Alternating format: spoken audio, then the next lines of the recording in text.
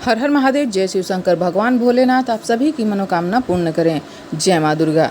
भगवती की साधना को समर्पित गुप्त नवरात्रि का शुभारंभ आषाढ़ माह के 26 जून से हो रहा है। इसका समापन 4 जुलाई को हो जाएगा।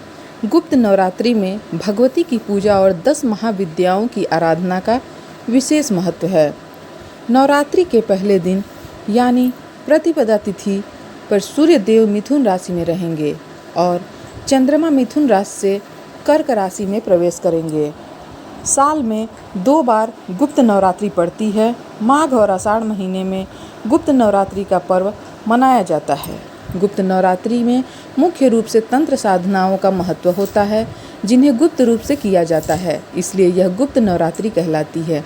इसकी क्या मान्यता है? पौराणिक मान्यताओं के अनुसार गुप्त नवरात्रि में माता के 9 स्वरूपों के साथ 10 महाविद्याओं यानी माँ काली, माँ तारा, माँ त्रिपुर सुंदरी, माँ भुवनेश्वरी, माँ छिन्नमस्ता, माँ त्रिपुरा भैरवी, माँ धूमावती, माँ बगलामुखी, माँ मातंगी और माँ कमला की उपासना की जाती है। ऐसा माना जाता है कि गुप्त नवरात्रि में इन देवियों की गुप्त रूप से आराधना और पूजन करने पर जातक की समस्त मनोकामनाएं पूर्ण हो जाती हैं।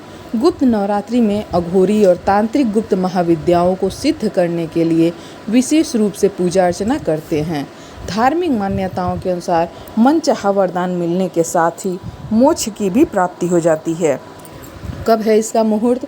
आषाढ़ गुप्त नवरात्रि का शुभारंभ 26 जून दिन गुरुवार से हो रहा है। आषाढ़ गुप्त नवरात्रि के पहले दिन कलश स्थापना का शुभ मुहूर्त सुबह में 5:25 से 6:56 तक है। दोपहर में कलश स्थापना का शुभ मुहूर्त 11:56 से 12:52 तक है। आषाढ़ नवरात्रि के पहले दिन सर्वार्ध सिद्धि योग सुबह 8:46 से है, जो 27 जून को सुबह 5:25 तक रहेगा। अभिजीत मुहूर्त सुबह 11:58 से दोपहर 12:54 तक रहेगा। आषाढ़ गुप्त नवरात्रि का पर्व तंत्र मंत्र और शक्ति साधना के लिए अत्यंत महत्वपूर्ण माना जाता है। जो भक्त गुप्त सिद्धियां प्राप्त करना चाहते हैं या विशेष मनोकामना पूरी करना चाहते हैं, उनके लिए यह नवरात्रि विशेष फलदायी होती है।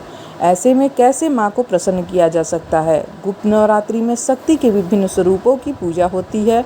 इस दौरान भक्त देवी का आशीर्वाद और आध्यात्मिक विकास पाने के लिए उपवास रखते हैं, मंत्र पढ़ते हैं और पूजा करते हैं। कहा जाता है कि इस दौरान माता की आराधना करने से सिद्धि प्राप्त होती है। नवग्रहों की शांति की लिहाज से भी गुप्त नवरात्रि विशेष महत्व रखती है। इस नवरात्रि में क्या कर सकते हैं? आषाढ़ गुप्त नवरात्रि के 9 दिनों में विशेष रूप से माँ दुर्गा के 9 स्वरूपों के बजाय 10 महाविद्याओं की पूजा अर्चना की जाती है।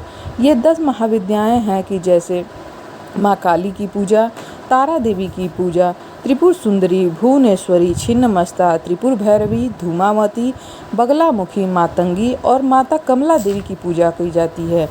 इन देवियों की उपासना से साधक विशेष सिद्धियां प्राप्त करते हैं और अपनी मनोकामना पूर्ण करते हैं। आषाढ़ गुप्त नवरात्रि में की गई पूजा से कुंडली के सभी प्रकार के दोष, ग्रह बाधाएं, नजर दोष और तंत्र बाधाएं दूर होती हैं। यह नकारात्मक ऊर्जा से मुक्ति दिलाने में सहायक मानी जाती है। गुप्त नवरात्रि में दुर्गा सप्तशती का पाठ करने से भक्तों को शुभ फलों की प्राप्ति होती है।